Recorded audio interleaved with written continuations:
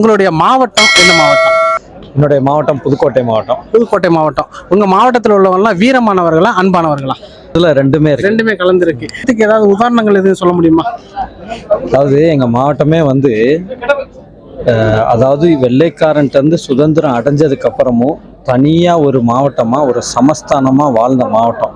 அந்த சமஸ்தானத்துக்குன்னு தனி காயின்னு மன்னர் சமஸ்தான கோட்டையா இருந்த மாவட்டம். அதுவே எங்களுடைய தனித்துவத்தை காட்டக்கூடியது. அந்த மன்னர்களுடைய கோட்டையா இருக்கக்கூடிய கலெக்டர் ஆஃபீஸ் இருக்கு, பக்கத்துல வந்து திருமயம், அந்த போர் புரிந்த இடங்கள் இருக்கு. அங்கிருந்து பார்த்தீங்கன்னா வரலாற்றுகளை சொல்லக்கூடிய சித்தனவாசல் இருக்கு. இங்கிட்ட எடுத்தீங்கன்னா கடற்கரை ஃபுல்லா கோட்டைப்பட்டினம் ஜெயதாப்பட்டினம் இந்த கடற்கரை பூரா கடற்கரைகள் இருக்கு.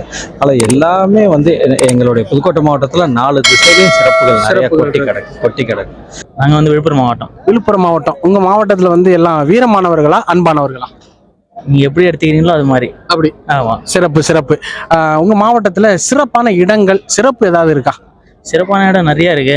விழுப்புரம்னாலே சிறப்பு தானே. அப்படியா? இதுவே ஒரு சிறப்பா இருக்கு. ஆமா. செஞ்சி கோட்டை இருக்கு. சரி. வானூர்ல கல்வனாரன் மலை இருக்கு. நிறைய இருக்கு. ஆமா, வீடு இருக்கு. நீங்க எந்த மாவட்டம்னே? கடலூர் மாவட்டம். கடலூர் மாவட்டம். கடலூர் மாவட்டத்துல எல்லாரும் வந்து வீரமானவர்களா அன்பானவர்களா? வீரமானவர்கள், அன்பாளர்கள், பண்பாளர்கள். சரி.